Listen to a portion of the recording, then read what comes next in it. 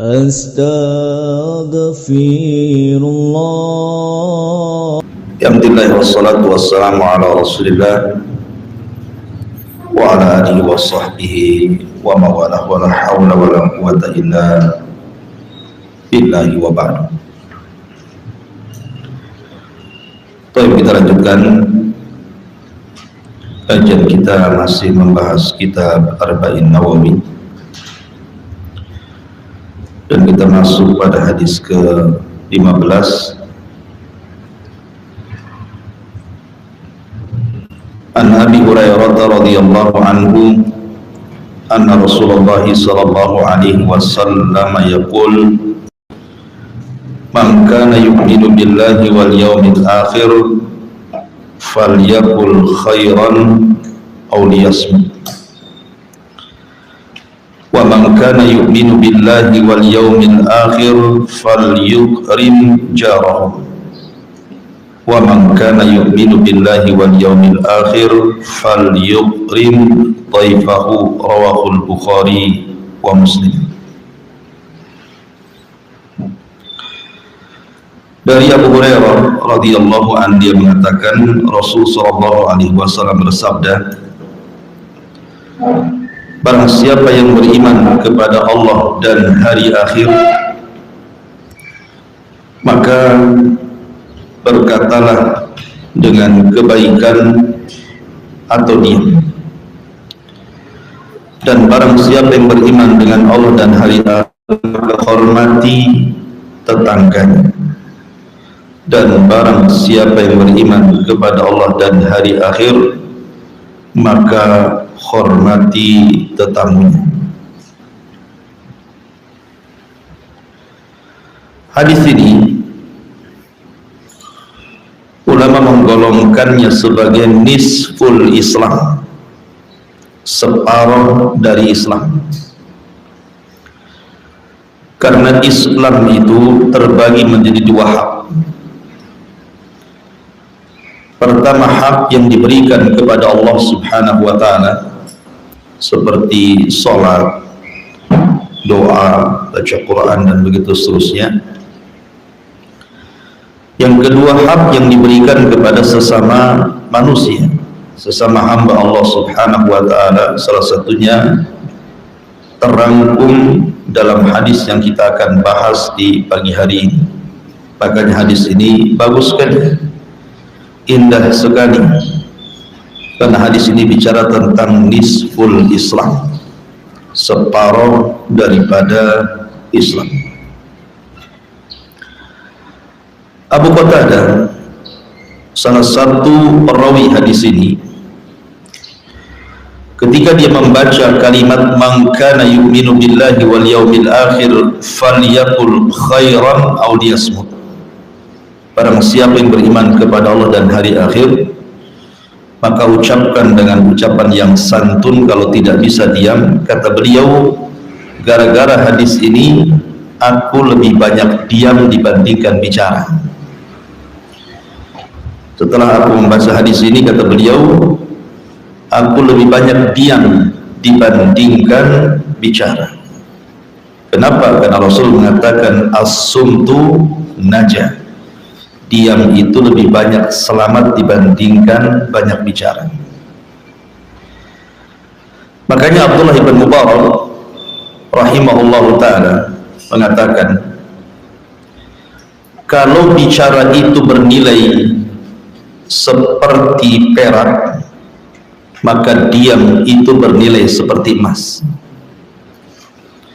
Artinya kalau orang berbicara dan isinya ketaatan kepada Allah Azza wa Jalla, akan diberikan nilai perak, maka diam jauh lebih berharga dibandingkan bicara yang santun, karena nilainya adalah emas. Saking pentingnya menjaga lisan, gitu maksudnya. Bahkan sampai ada ulama yang mengatakan, kalau seandainya saya ini bicara, kemudian pembicaraan saya ini buat takjub orang lain dan takjub kepada diri sendiri, maka sebaiknya hentikan bicaranya. Dan kalau dengan diamnya orang suka, maka pergi diam. Maksudnya ulama dulu itu menjaga hati gitu. Sampai-sampai kalau ngomong orang suka dengan ucapan kita, malah yang ngomong suruh diam. Takutnya nanti takabur gitu. Ulama dulu seperti itu. Kalau orang lain asik bicara, tambah lagi kalimatnya sama kita kan. Karena kita ini kadang-kadang tidak pernah mengerem bicara. Pun bahasa ibu-ibu ember gitu atau baskom tuh. Udah ngomong baik ngomong tuh mulut ember gitu. Ya. Sebenarnya kalau bicara tentang masalah kalam, pembicaraan itu kan ada dua macam. Ada pembicaraan yang kalau orang bicara itu berpahala. Kalau seandainya ketika berbicara dan isinya pahala, ngomong tapi dengan santun. Tapi sekiranya kalau seseorang itu yang kedua berbicara dan isinya akan merangsang perbuatan dosa, maka sebaiknya diam. Itu maknanya. Jadi ketika Nabi SAW mengatakan faliyakul khairan, maksudnya khairat dunya wal akhirah. Katakan ucapan yang santun, yang bermanfaat untuk dia dan akhiratnya, auliyasmut, daripada bicara berdosa. Ya. Maka lihat bagaimana Islam mengajarkan kepada kita soal bicara saja diatur dalam Islam ini. Ma'asyiral muslimat yang dimuliakan Allah Subhanahu wa taala, sedikit kita bicara tentang adab kalam. Kita tahu bahwa pembicaraan manusia itu tidak akan dibiarkan begitu saja, tetapi dicatat oleh dua malaikat yang disebut dengan raqib dan atid. Makanya Rasulullah mengatakan ma yalfidu min qaulin illa ladaihi raqibun atid. Tidak ada satupun ucapan kecuali akan dicatat raqib dan atid, baik ucapan baik atau ucapan buruk. Sanaktubu ma qalu, kami akan catat apapun yang mereka katakan. Makanya kenapa Islam menjunjung tinggi adab bicara. Kita lihat bagaimana perkataan para ulama dulu atau para sahabat Nabi SAW, para tabi'in, para tabi'in, banyak sekali untayan-untayan nasihat soal bicara itu. Disebutkan salah satunya, berkata Salman ibn Daud, maksudnya Sulaiman ibn Daud, Nabi Sulaiman putra Daud alaihi salatu wassalam, dia mengatakan, in kanal kalam min fiddatin fasukutu min dhahabin. Persis seperti yang dikatakan Abdullah bin Mubarak tadi saya katakan di awal. Kalau seandainya ucapan itu bernilai perak, maka diam itu bernilai emas. Kemudian Abu Bakar Siddiq radhiyallahu an pernah kemudian memegang lisannya, kemudian mengatakan hadzal ladzi awrada lil mawad. Inilah yang menjadikan seseorang akan masuk ke dalam jahanam.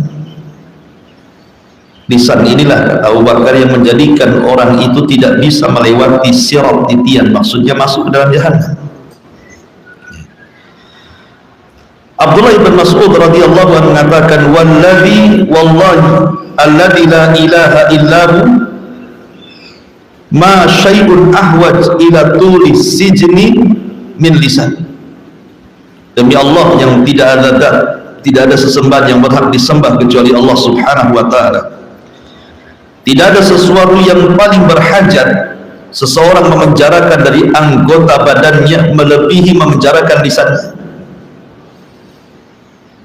Saking bahayanya lisan gitu ya. Sampai Abdullah bin Mas'ud mengatakan seperti itu. Kemudian juga Abu Darda radhiyallahu anhu mengatakan, ta'allamus sumta kama ta'allamunal kalam. Belajarlah diam sebagaimana kalian belajar bicara. Kemudian berkata Umar bin Abdul Aziz rahimahullah ta'ala, beliau mengatakan tentang bahayanya lisan, beliau mengatakan man ja'ala dinahu irdatan lil khusumat aksar tanakul. Barang siapa yang menjadikan agamanya digunakan untuk berdebat, maka orang ini pasti tidak akan istiqomah. karena lisan ini mudah menggelincirkan orang, itu maksudnya.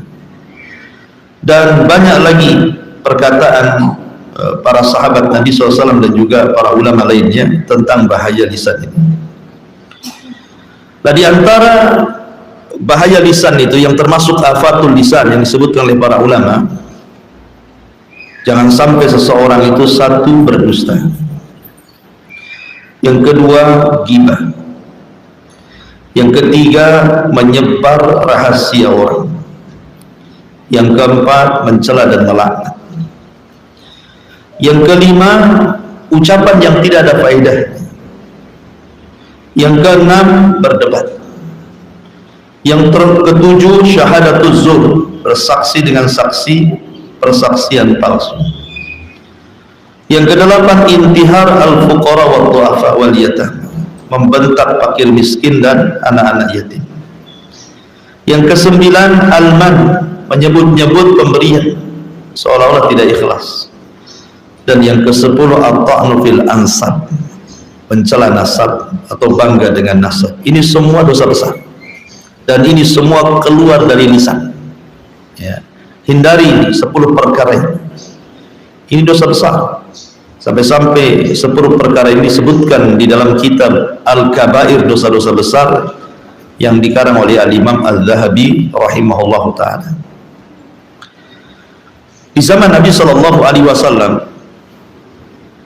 ada seorang yang bertanya kepada Rasul, "Ya Rasulullah, inna fulanatan taqumul laila wa tasumun nahar wa tasaddaqat bifuduli amwaliha wa taf'al walakin tu'dhi jiranaha bilisaniha." Rasul, saya ini punya tetangga seorang wanita, Masya Allah, sholat malamnya tidak tinggal, puasa sunnahnya tidak tinggal, sedekahnya rajin, berbuat baiknya luar biasa, tapi lisannya pun tidak pernah dia menyakiti tetangganya. Bagaimana menurutmu wanita seperti ini? Lihat bagaimana pertanyaan orang ini kepada Rasul menyinggung soal wanita, karena biasanya dosa lisan itu kebanyakan dari wanita, ibu-ibu, ya, dosa lisan itu. Maka dicontohkan di sini seorang wanita, bukan laki-laki. Maka Nabi SAW langsung berteriak dan mengatakan, la khaira fiha, wanita itu tidak punya kebaikan secuil pun. Ia min ahlin nar, wanita itu pasti masuk neraka.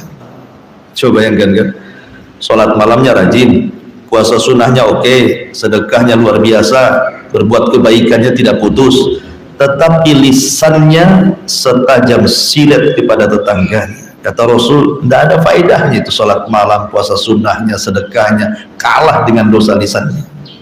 Ya. Karena Rasul mengatakan, la khaira fiha, tidak ada kebaikan sholat malam, tidak ada kebaikan puasa sunnahnya, tidak ada kebaikan sedekahnya, tidak ada kebaikan berbuat baiknya. Kenapa? Terkalahkan dengan dosa lisannya. La khaira fiha, tidak ada kebaikan wanita itu. Bal hiya min ahli nar, bahkan dia layak masuk neraka, kata Nabi. Tapi lihat pertanyaan selanjutnya. Kata Nabi SAW, ya Rasulullah, inna fulanatan la tusalli illa al-maktubah, wa la tasumu illa Ramadan, wa la tatasaddaq, walakin la tu'di jiranaha bilisaniha. Rasul, ada wanita tidak sholat kecuali yang wajib-wajib saja, sunnahnya jarang. Ada seorang wanita jarang berpuasa kecuali Ramadannya dia jaga, dan dia pun tidak pernah bersedekah dan jarang berbuat baik, tapi dia jaga lisannya, dia tidak pernah menyakiti tetangganya. Nabi mengatakan apa?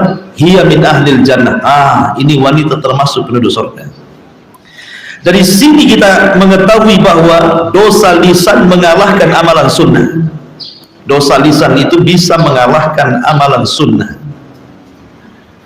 Tetapi orang yang menjaga lisan bisa mengalahkan amalan sunnah. Karena orang ini, wanita yang satunya kan ini kurang sunnahnya, sholat malamnya jarang, puasa sunnahnya tidak, gitu ya, sedekahnya pun tidak juga, tapi dia berusaha menjaga lisannya. Kata Rasul, dia termasuk penduduk surga. Luar biasa, ya. Jadi wanita yang pertama ini masuk neraka Itu bukan karena berzina, bukan karena minum khamr, bukan karena berjudi, tidak, karena lisan memasukkan dia ke neraka gitu ya. Dan yang satu juga sama, dia masuk surga bukan karena dia beramal amalan besar, sholat malam pun tidak gitu ya, puasa sunnah pun tidak, dia yang wajib-wajib saja, tetapi rupanya keutamaan menjaga lisan mengantarkan dia masuk ke dalam surga. Makanya Rasul mengatakan, man kana yu'minu billahi wal yaumil akhir falyakul khairan aw liyasmut. Barang siapa yang beriman kepada Allah dan hari akhir, maka ucapkan yang santun, kalau tidak bisa maka sebaiknya diam.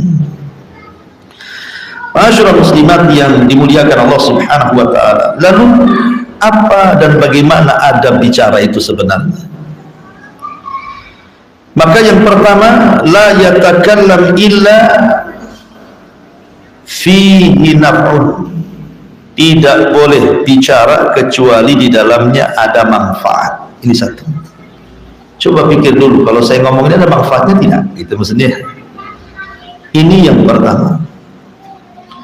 Yang kedua, menjaga dan memilih waktu yang tepat untuk bicara. Tidak semua tempat, semua waktu kita bicara, tidak. Ada kalanya kita diam, tetapi kita carilah, pilih-pilih waktu kapan tepatnya bicara. Ngobrol baik dengan suami gitu ya, ngomong dengan tetangga ingin menasihati, kan mesti ada waktu-waktunya. Kemudian juga yang nomor 3, langsung kepada pokok pembicaraan. Kalau bisa itu to the point, tetapi dengan bahasa santun. Kadang ada orang mutar-mutar yang diajak bicaranya pusing akhirnya kan itu. Kamu ini ngomong apa kan itu. Kemudian yang keempat, memilih bahasa.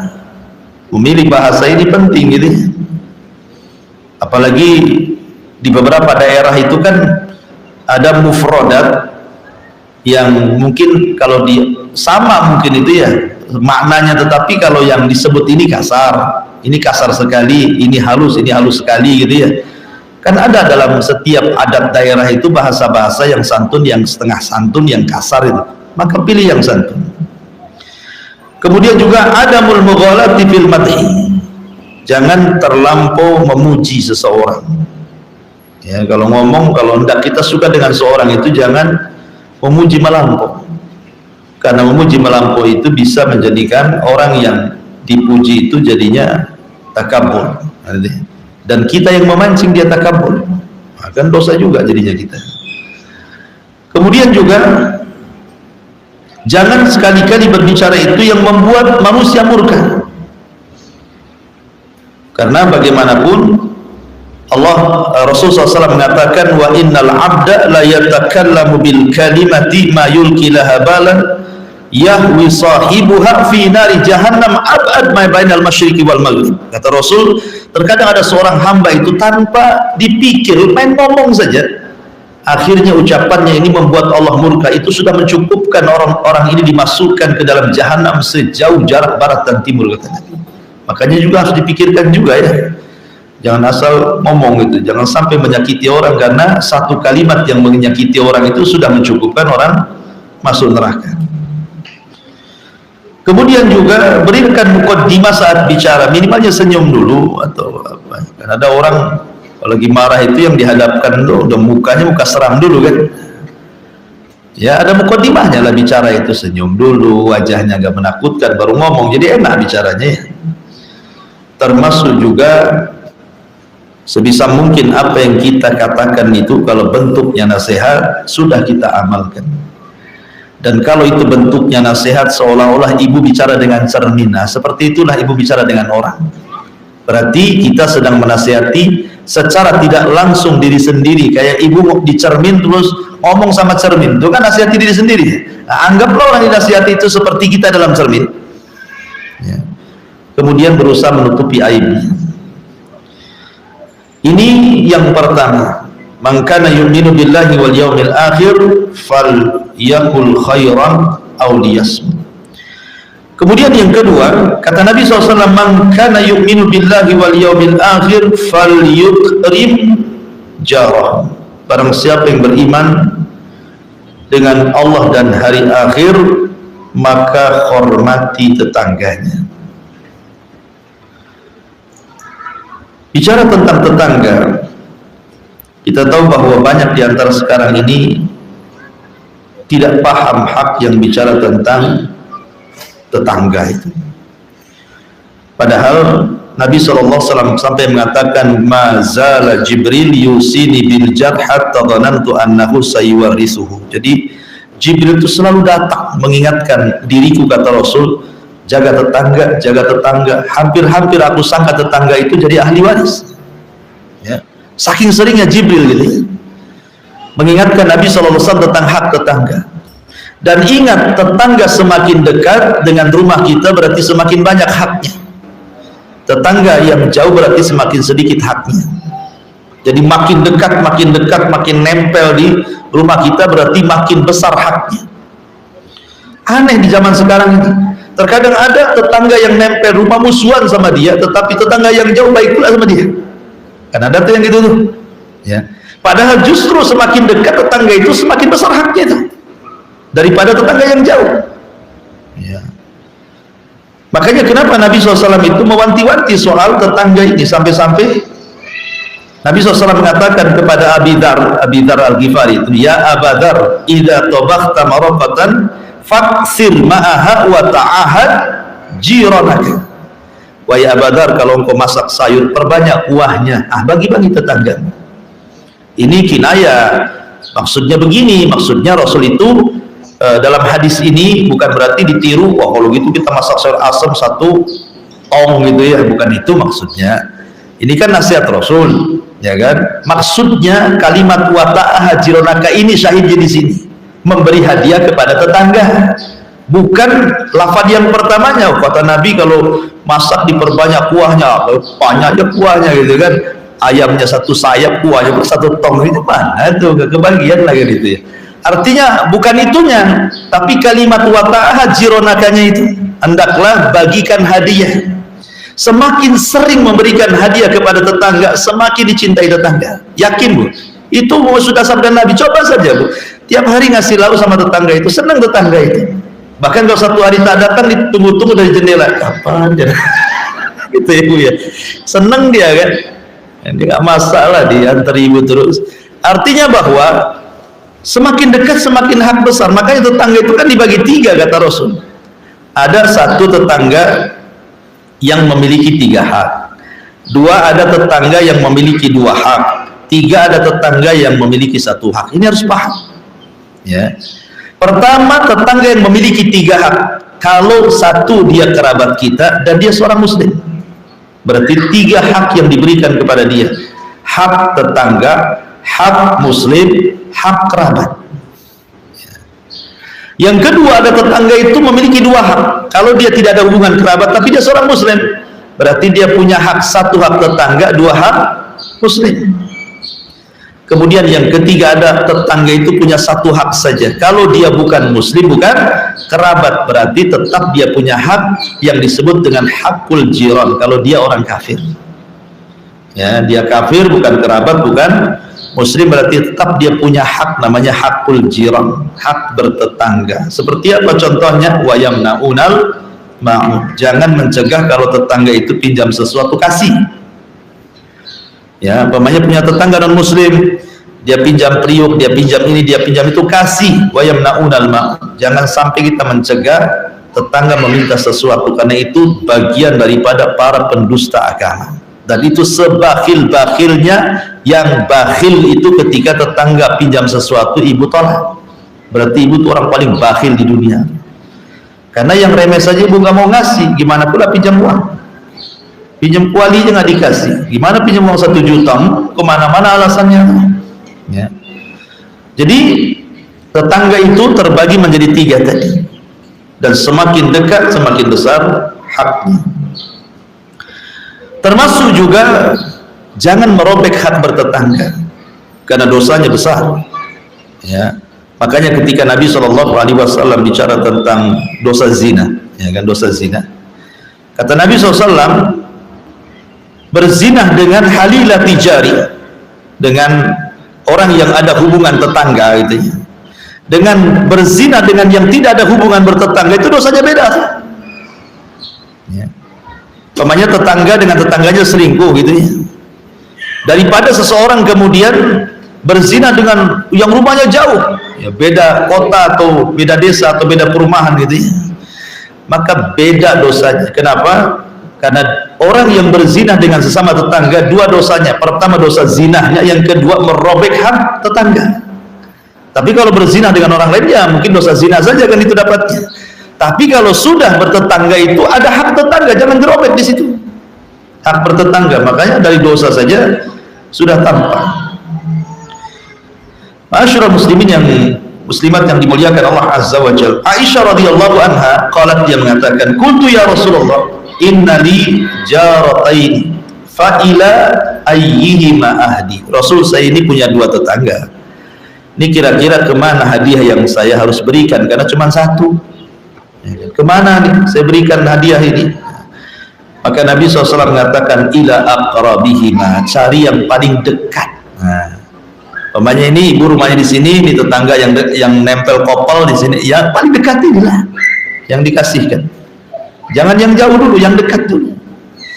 Nah, kalau bisa punya jadwal, itu lebih baik lagi. Hari ini yang di sini, besok sini, besok sini, besok sini, nanti balik lagi ke situ. Nah, itu lebih baik lagi pakai jadwal gitu ya. Kemudian tetangga ini kan bermacam-macam. Ada tetangga bersebelahan rumah, itu juga tetangga. Ada tetangga fisuk di pasar, ibu jualan di sini, nanti tetangganya jualan sebelahnya, itu juga tetangga ya. Kemudian ada aljar fil mazra'ah, di kebun, ini kebun ibu, ini kebun sebelahnya, itu pun tetangga ibu tuh ya. Kemudian juga aljar fi ad-dirasah, ketika belajar rasa kayak gini nih kan, sebelahnya itu tetangga juga tuh, sebelah-sebelahan itu kan.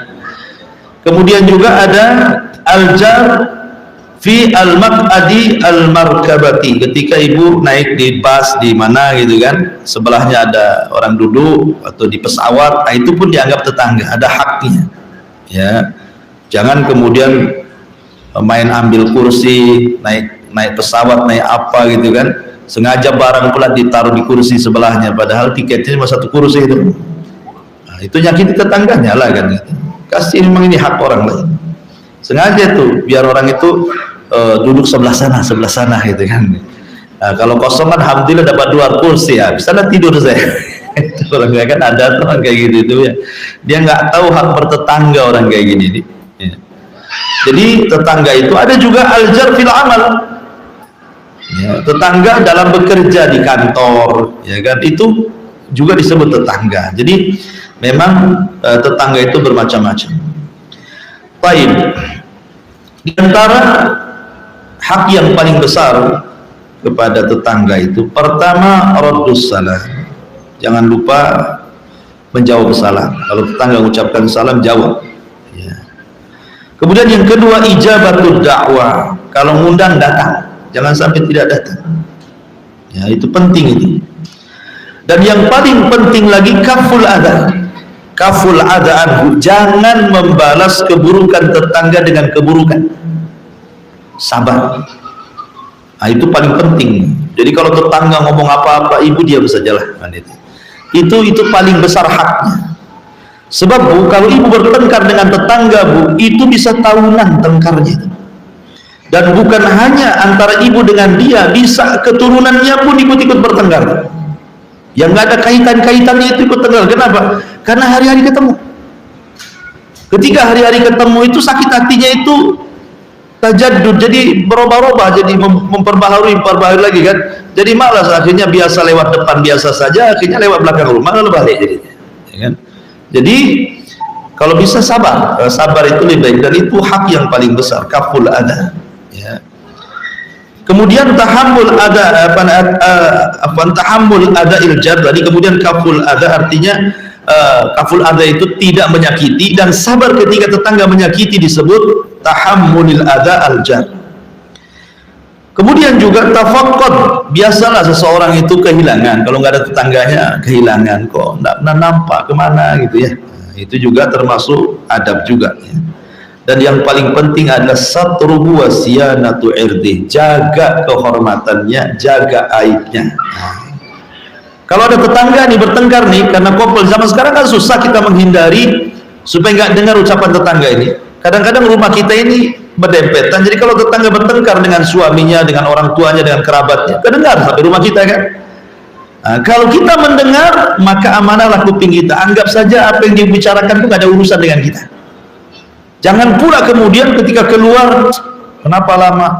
Aduh, nggak tahu tadi tetangga sebelah ribut lah. Ngapain kok cerita gitu? Nggak usah ceritain itu kan, dengan mengatakan tetangga ribut itu kan namanya, walaupun hanya ngomong gitu saja, itu sudah membongkar aib dia kan. Apalagi dirinci ributnya apa, diperinci satu-satu kayak rekaman aja. Gitu. Nah, itu lebih parah lagi. Oh, ngasih tahu saja nggak boleh. Ya.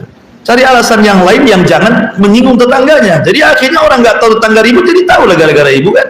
Nah, jadi itu juga penting. Artinya satruhu wa siyanatu irdi, penting menjaga aib dan juga kehormatannya, jaga. Ya. Kemudian al-ihda ilaihi wa mawaddatihi, kasih hadiah dan cintai tetangganya. Baik. Kemudian yang ketiga, kata Nabi SAW, man kana yu'minu billahi wal yawmil akhir fal yukrim dhaifahu. Barang siapa yang beriman kepada Allah dan hari akhir, maka hormati tetamunya. Masyurul muslimat yang dimuliakan Allah Azza wa Jalla, bicara tentang tamu. Tamu itu datang bawa berkah, bukan datang bawa sial. Apalagi tamu itu dia seorang musafir, orang jauh maksudnya. Datang ke ibu bertamu, berarti tamu itu mau berkah, karena doanya orang musafir itu mustajab. Ya. Dan kewajiban ibu memberikan hak kepada tamu itu 1 hari 1 malam. Kemudian sunnahnya 3 hari. Kalau sudah lewat 3 hari, itu tergantung ibu lah, kan gitu ya. Tapi yang wajib itu 1 hari 1 malam. Ibu harus ngasih penginapan bagi dia kalau memang kayak orang dulu. Orang dulu kan kayak di desa-desa itu kan nggak ada hotel kayak kita. Di Batam kan ada hotel kan, enak lah. Tidak harus mesti diinapkan di rumah lah kalau ada tamu orang jauh kan. Bisa saja kita sewakan hotel. Ya, tapi kan kalau di desa-desa kan nggak ada penginapan. Berarti harus disediakan tempat tinggal. Kemudian dikasih makan yang sewajarnya lah dalam 1 hari 1 malam, itu wajib hukumnya, Bu. Kalau tidak ibu berdosa. 1 hari itu sajalah, sewakan hotel atau kasih makan, yang penting udah 1 hari itu selesai. Kalau memang di rumah tidak ada kamar lagi. Nah, adapun hari kedua dan hari ketiga itu sunnah hukumnya. Kalau ibu berbuat baik berarti dapat pahala, kalau tidak pun maka tidak berdosa kan gitu. Kalau sudah hari ketiga lebih, ya itu kembali kepada kita. Tetapi yang paling penting ketika menjamu tamu, sebelum kita menghidangkan makanan, tempat tinggal, 2, pertama senyum. Nah, itu penting tuh. Ya. Yang kedua, ramah tamah dulu. Oh, alhamdulillah, masya Allah, mabruk. Nah, macam-macam lah, puji dia kan itu ya.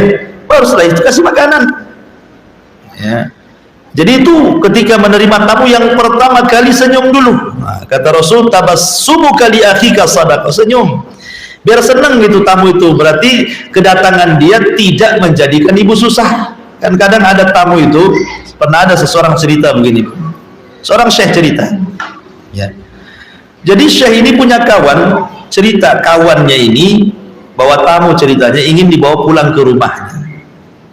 Ingin dibawa pulang ke rumahnya. Lah cuman waktu itu tidak bawa handphone, sehingga tidak memberitahu istrinya bahwa tamunya akan datang gitu ya. Bahwa hari itu akan ada tamu, karena lupa dia tidak bawa handphone. Ketika sampai di rumah, tamu ini kan belum masuk nih. Kemudian suaminya ngomong sama istrinya, tadi abang bawa tamu, ada apa kira-kira? Tiba-tiba istrinya marah. Oh ini ya, kok kenapa nggak kasih tahu? Kenapa nggak ini? Kenapa itu? Tamu pula dengar di luar, pergi tamunya. Kenapa? Ya masa kayak gitu kan itu ya. Jadi kalau ada tamu jangan marah-marah istri sama suami, sudah yang ada saja hidangkan kan itu. Pernah suatu ketika ada seorang wanita membawa 2 anak ke rumah Aisyah radhiyallahu anha. Wanita ini kelaparan, 2 anaknya juga lapar. Sementara di rumah Aisyah radhiyallahu anha itu cuma ada 1 biji tamar. Subhanallah, di rumah Nabi cuma ada 1 biji kurma.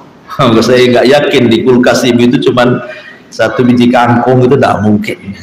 Pasti macam-macam lauk ada di situ. Artinya bahwa ini 1 butir kurma ini sama Aisyah radhiyallahu anha dikasihkan. Memang itu yang ada, apalagi kan? Tidak usah takalluf gitu. 1 biji kurma akhirnya dibalas sama ibu itu, yang 1 dikasihkan anaknya, yang 1 dikasihkan anak 1. Sampai seperti itu. Itu rumah Nabi itu.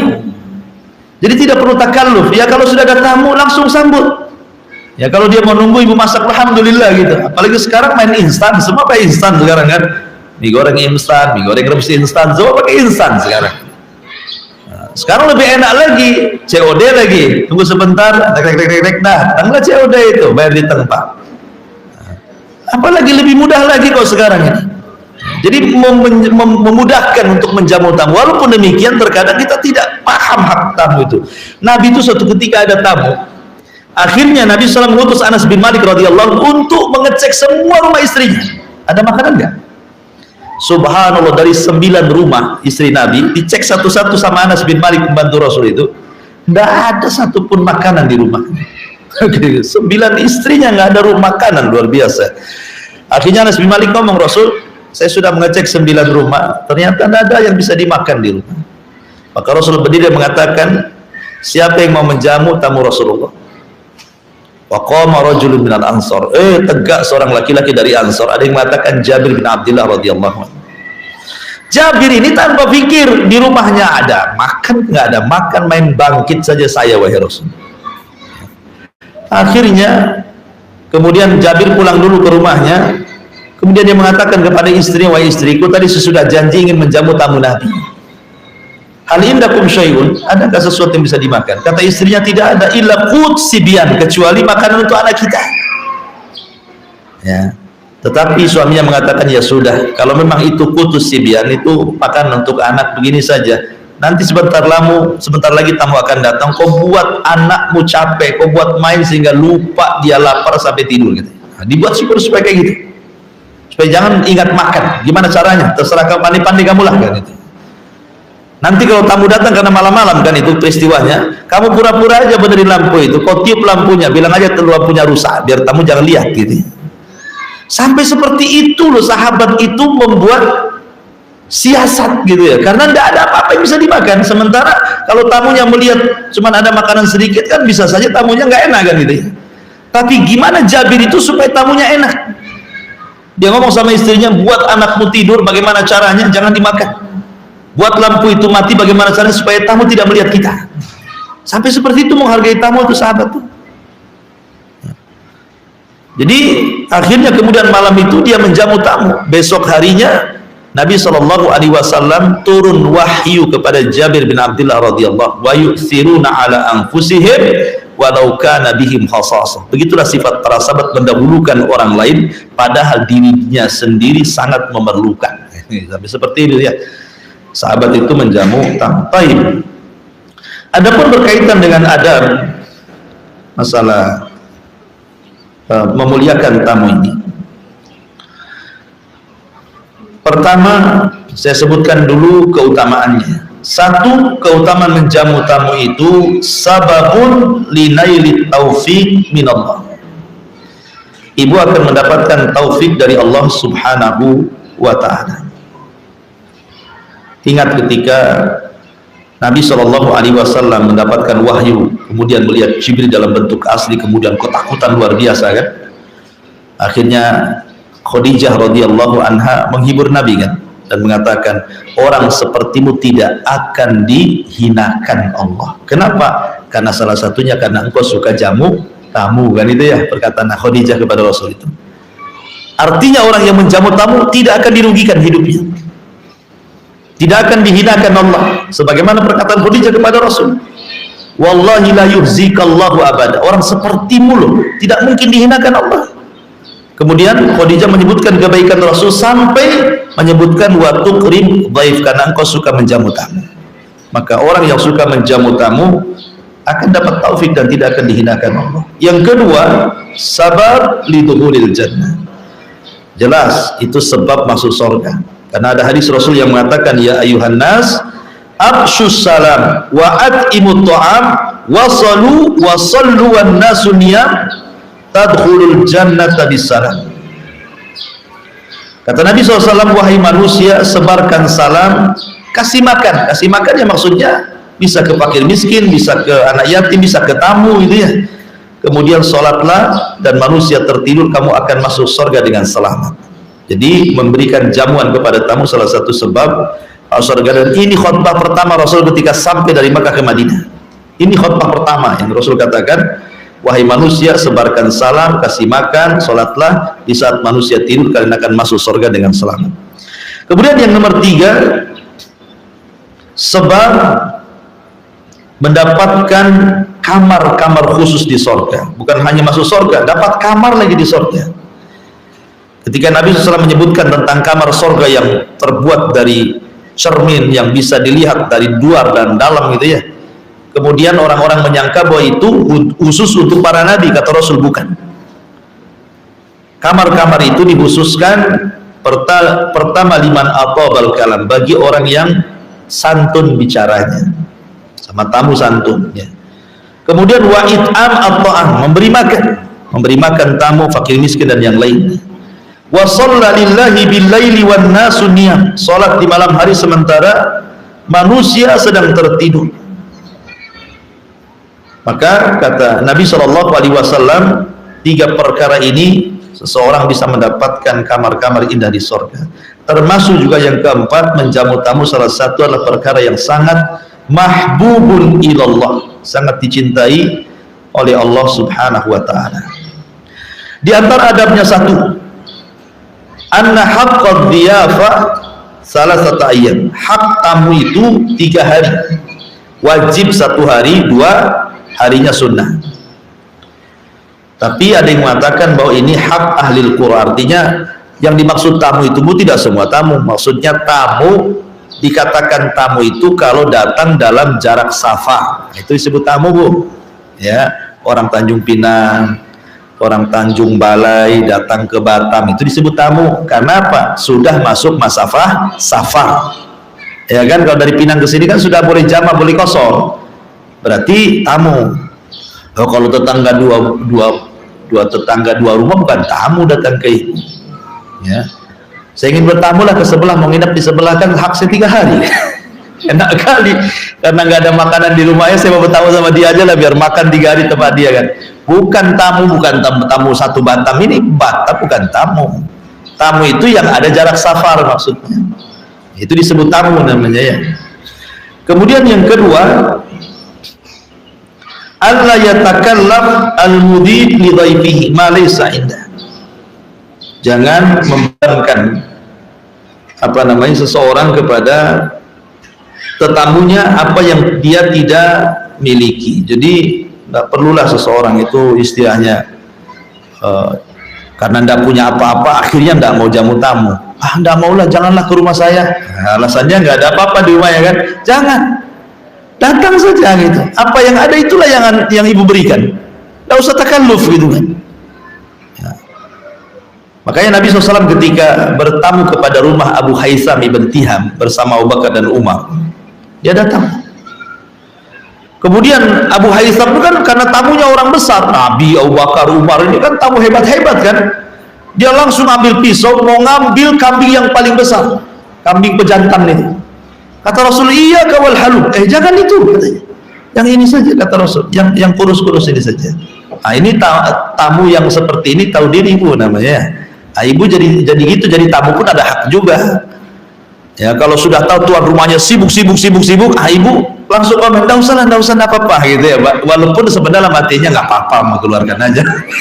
Tapi kan ada basa-basinya lah gitu maksudnya ya, supaya tuan rumah itu juga enak gitu, karena dia kan ada orang itu yang enggak bisa nahan gitu, kayaknya malunya lebih ke depan, menjamu tamunya ke belakang kan jadinya.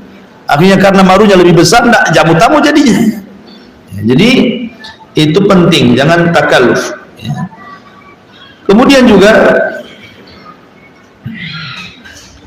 tahniatul baiti listiqbalid duyur idza hadaru, berusaha untuk mengucapkan tahniah, selamat datang ya, ngomong baik lah, doa gitu. Masya Allah, sudah lama kita ketemu, gimana kabar, gimana anak, gimana, pokoknya basa-basi lah kan itu ya. Ini ada tamu diem saja, tamunya pusing lah kan itu. Bang ini suka nggak sama saya di sini? Kan ada orang itu yang mau ditamuin nggak mau gitu.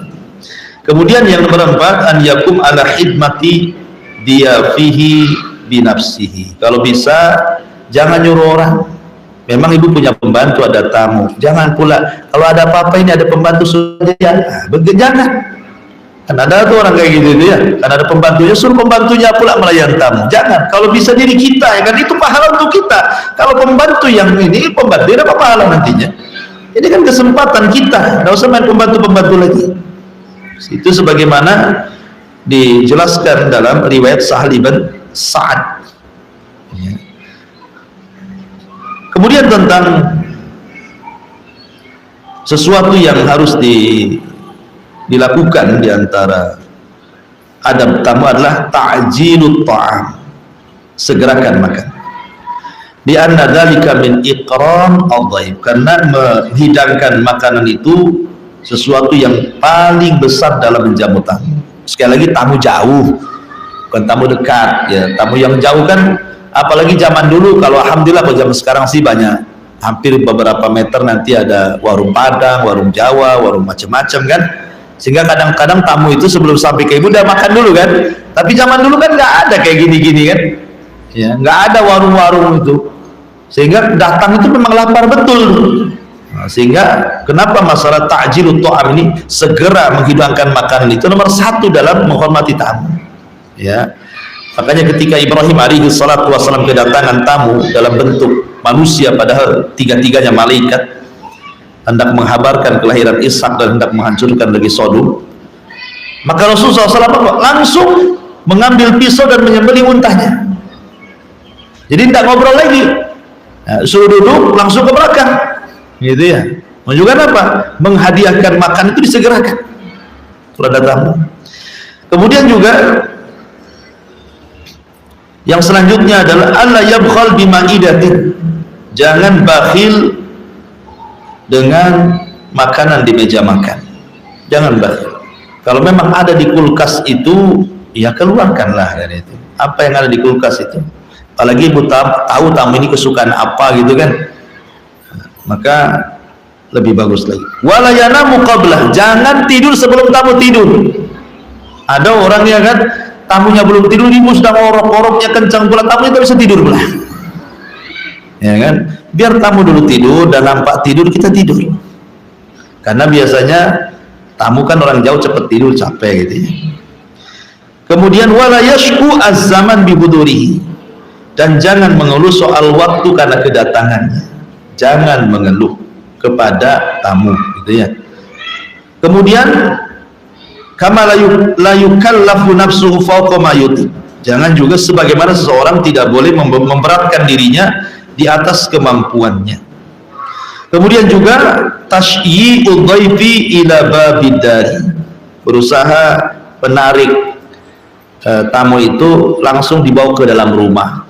Nah, jadi kalau tamunya ada di pagar bu, ya ibunya keluar langsung ditarik itu ya tangannya, masuk gitu kan. Ini enggak, dari dalam rumah, masuk aja katanya. Adabnya lo nggak ada ibu ya. Jadi keluar, ambil, masuk, digiring gitu ya. Jadi menunjukkan senang, teriak-teriak pula di dalam rumah. Masuk aja, saya lagi di dapur. Ibu lo, sopan santunnya lo nggak ada ya. Baik. Kemudian juga Allah yashba qablah summa yansarif wa yatrukuhu, jangan ibu lebih kenyang dibandingkan tamunya. Ibu masak banyak, ibu pula yang paling congos itu. La haula wala quwwata. Ya, jadi kalau tamu, biarkan tamu, dia tengok lauk yang disukai, biarin aja. Ibunya sudah suka nih, udah begadang-gadang, kalau nggak diambil tamu, alhamdulillah, nggak apa-apa, lirik-lirik aja. Tapi biarkan dulu tamu makan. Ya, sekali tamunya pula lebih congok gitu. Habis pula stres ibu. Tahu gitu saya sembunyikan di dapur. Ya. Jadi jangan sampai tidur kenyang sebelum tamu kenyang. Jangan berpaling dari tamu sebelum tamu selesai makan. Ya. Jadi terkadang orang itu kadang-kadang simpel aja. Udahlah ya makan ya, saya tinggal dulu ya. Nah, kan ada tuh yang kayak gitu tuh. Nah, enggak, jangan begitu. Tunggulah, entah ibu tunggu di kamar kan, tunggu di mana. Yang penting ibu jangan, takutnya ada apa-apa. Nanti lagi makan ikan banyak duri, keselak, pusing dia kan gitu. Ibu nggak ada di situ. Jadi jangan sampai kemudian meninggalkan tamu sampai dia betul-betul selesai makan. Kemudian juga kama qala Ats-Tsauri, idza zadaka akhuka fala taqul lahu atakul. Sufyan Ats-Tsauri mengatakan, apabila saudaramu, tamumu ziarah kepadamu, jangan kau katakan mau makan, jangan. Atasyrab, mau minum, jangan. Tapi sediakan makan, sediakan minum. Soal dia mau makan mau minum urusan dia. Tapi jangan ditanya. Ya, ini kan kebiasaan kita kan tanya kan. Udah makan? Kalau udah makan alhamdulillah, tak robek lah dompet. Jadi jangan sampai ngomong begitu. Ini kata Sufyan Ats-Tsauri, kalau datang tamu jangan pernah katakan atakul, mau makan. Nah, enggak, sediakan makan saja. Soal dia mau makan terserah dia.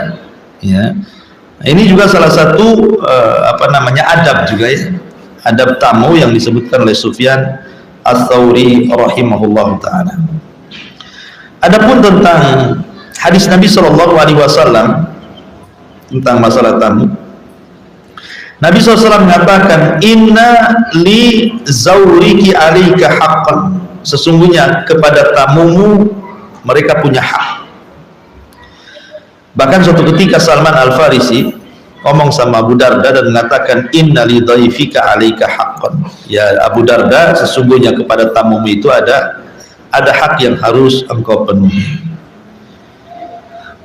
Wallahu alam, ini diantara keterangan singkat dari hadis ke-15. Makanya kenapa begitu indahnya Islam ini sampai ulama menggolongkan hadis ini separuh daripada Islam. Wallahu alam. Silakan Bu kalau ada yang bertanya. Iya. Assalamualaikum warahmatullahi wabarakatuh.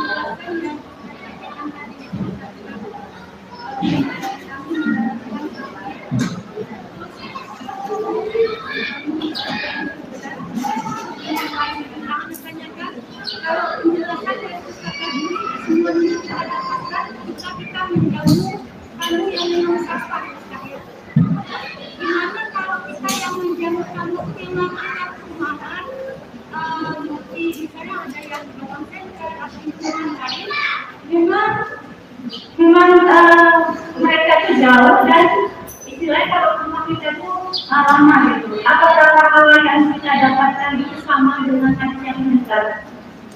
Ya, alhamdulillah. Hadis-hadis tadi kan umum, memberi makan pada siapa saja, menjamu seseorang. Maksudnya begini, tamu yang dikatakan punya hak, kalau kita tidak menjalankan hak kita berdosa, itu maksudnya tamu yang sifatnya memiliki masalah safar jauh. Karena di zaman dulu tamu-tamu itu memang mereka kalau safar kan capek gitu ya, nanti sampai perlu istirahat, perlu makan, perlu apa kan, zaman dulu kan. Tapi kalau zaman sekarang kan dipermudah, kadang-kadang tamu ini nginep sebelum sampai ke rumah kita. Banyak tamu itu yang nggak mau membebankan orang yang ditamuinya. Terkadang dia sudah sebelum sampai ke rumah dia sudah nyewa hotel sendiri tuh kan, banyak tamu yang gitu itu kan, karena tidak mau memberatkan. Makanya tamu-tamu akhirnya sebelum kita datang itu dia sudah di hotel dulu. Saya sudah di hotel katanya kan. Ya, kata ibu, alhamdulillah sudah di hotel. Jadi maksudnya begini, kalau memang secara umum berbuat baik itu pasti berpahala. Secara umum ya kan, ngasih makan, senyum, ngomong baik, ngomong santun, ngasih tempat, itu semua sama pahalanya. Cuman ada hak yang lebih ditekankan kalau memang sifat tamu itu memang mendesak untuk kita memberikan hak. Seperti tamu jauh itu kan memang mereka butuh hak sama kita kan, butuh tempat tinggal, butuh makan ya. Tapi sekarang mau tamu mau dekat mau jauh pun kadang-kadang mereka segan dengan kita. Makanya kalau kita berbuat baik sama tamu, pasti dia akan ingin bertamu terus sama ibu tuh. Ya, kalau kita baik. Tapi kalau kita jahat sekali aja bertamu tuh, sekali aja tidak akan mau lagi ya. Kalaupun mau paling tidak mau bertamu lagi, sebentar aja dia pergi lagi gitu kan. Jadi orang itu kan kama tadinu tudan, biasanya seperti itu. Sebagaimana engkau melakukan orang seperti itu, maka orang pun akan diperlakukan seperti itu juga. Ya, kalau kita jahat, maka orang pun akan jahat sama kita. Sama saja soal pahala itu. Wallahu a'lam. Iya.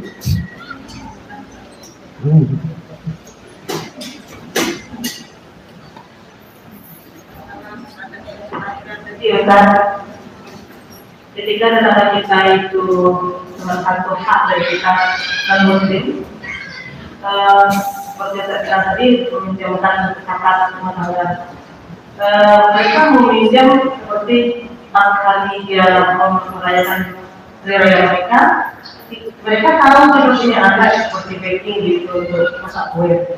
Yang ditawarkan mana tahu mereka memasak ada yang halal di dalamnya, termasuk itu untuk merayakan hari raya mereka.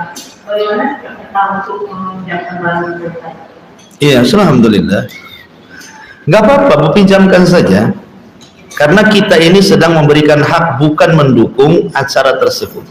Karena kan tetangga-tetangga tertentu non-muslim, mereka kan tidak selalu.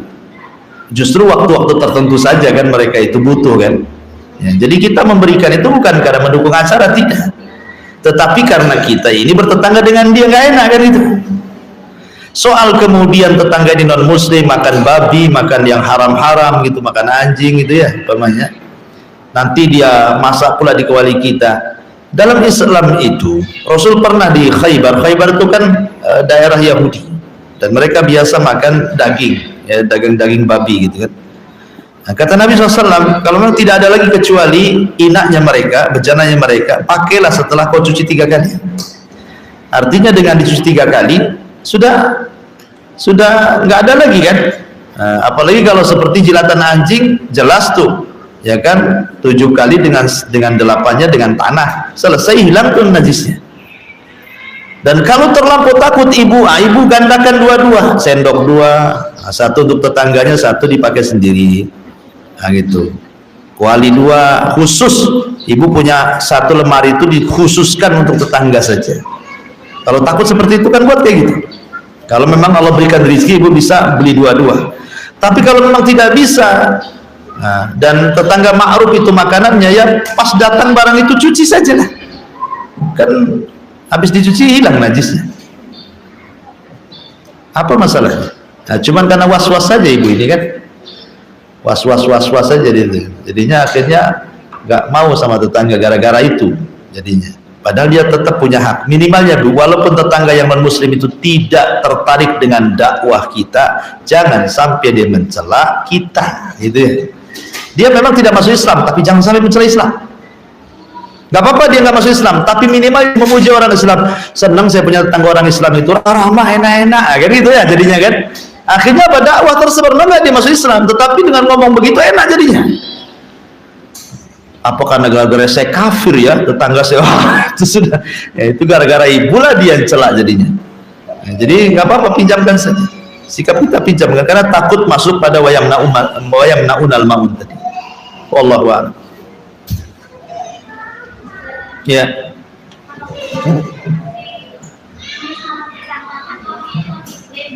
Nggak dengar oh pakai itu. Ah.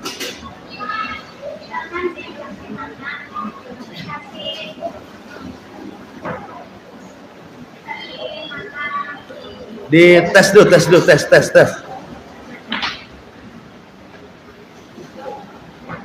Iya, secara begini pengalaman sama kita kan dikasih makan sama orang Nasrani, jangan sama asal makan kayak ada dikasih mie gitu kan, minyak makan itu kamu enggak ya?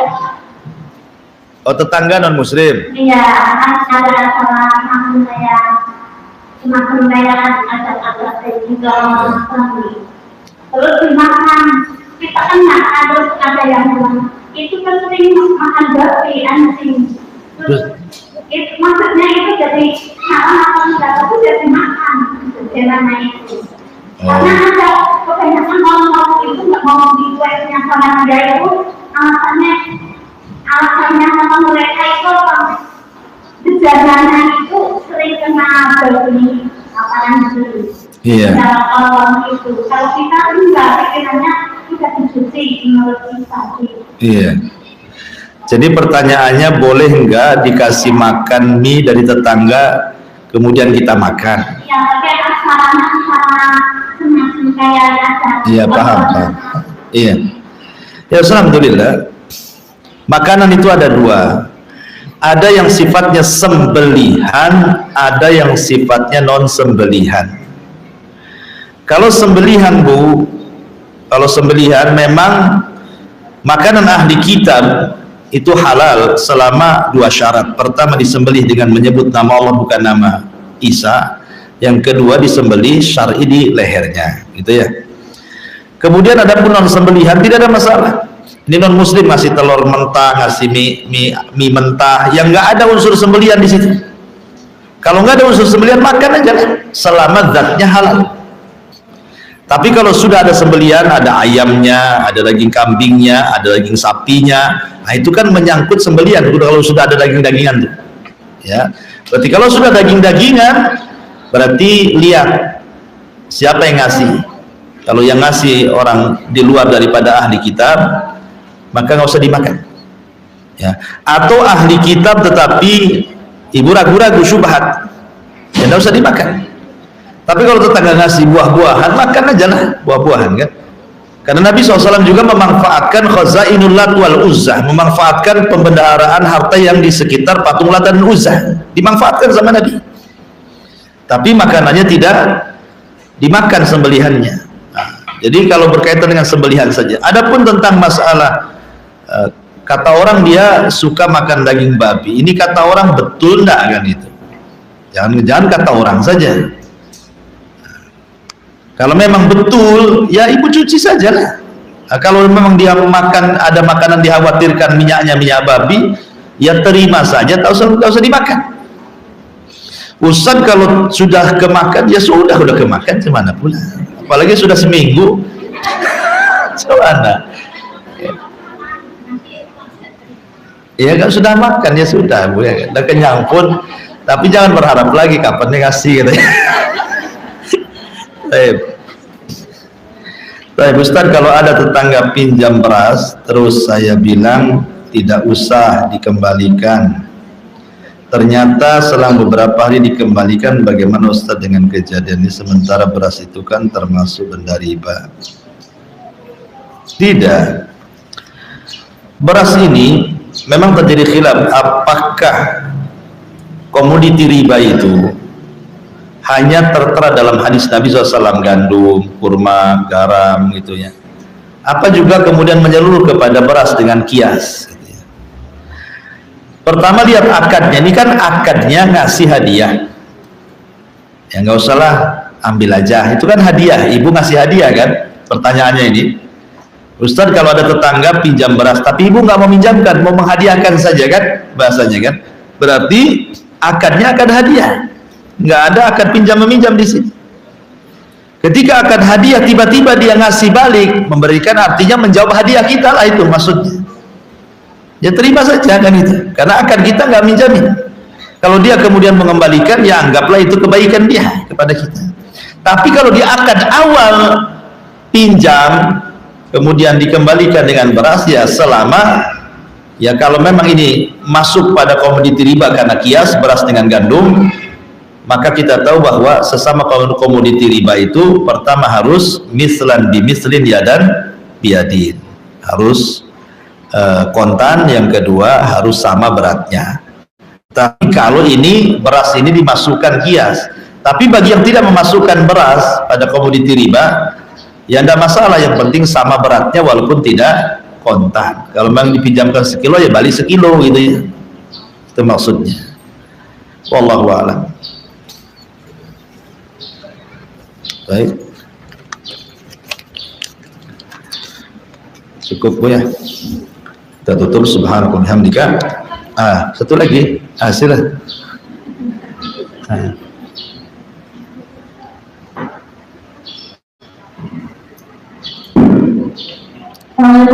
Waalaikumsalam. Kalau misalnya kita menjauh tamu, terus tamunya bilang udah rumah nggak apa-apa, kita tidak turun atau kita kena bantu. tamunya menolak dijamu gitu ya. Ya jangan lihat tamunya menolak, tetap kita berbuat baik sama tamu. Makanya tadi kata Sufyan Ats-Tsauri, jangan pernah bertanya kepada tamu mau makan apa, mau minum apa. Kan itu ya kata Sufyan Ats-Tsauri. Tetapi sediakan makan, sediakan minum. Soal dia tidak makan, tidak minum, urusan dia. Ibrahim tetap menyediakan, tamunya nggak makan.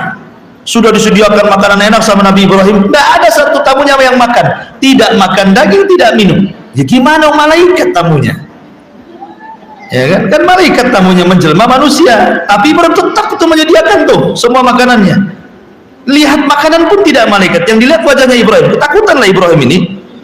Oh, dikasih makan yang dilihat wajahnya, dikasih minum dilihat wajahnya. Sementara Ibrahim sudah tua, kita tamu muda-muda, jangan jahat kan itu ya. Akhirnya kemudian baru tahu setelah itu malaikat. Tapi lihat adabnya di sini. Udah kasih aja semua. Toh kalaupun tamu pergi ya kita juga yang makan tuan rumah. Masih bisa dimakan sendiri gitu ya. Kalau memang tidak habis sedekahkan ke tetangga, fakir miskin. Gak ada masalah. Jadi kewajiban kita tetap menjamu tamu. Soal tamu itu, oh nggak usah itu basa-basi dalam hatinya, nggak apa-apa gitu itu. Gitu ya. Dan kalau bisa terbaik Ibu ya, terbaik. Maksudnya begini, ini tamu jauh nampaknya haus ini. Ibu kalau orang cerdas itu pasti Ibu bisa memperkirakan. Nah, ini kalau dikasih aqua gelas nggak hilang hausnya nih. Gitu kan, jangan. Ini harus dikasih jus ini kan gitu ya. Jadi kalau orang cerdas kan dia akan tahu kondisi tamu ini suka apa kan. Nah, ini enggak, tamu paling ini aqua gelas ya kan? Makanannya goreng bakwan, aduh gitu. Baik, subhanallah bihamdika asyhadu an la ilaha illa anta astaghfiruka wa atubu ilaik. Allahu ta'ala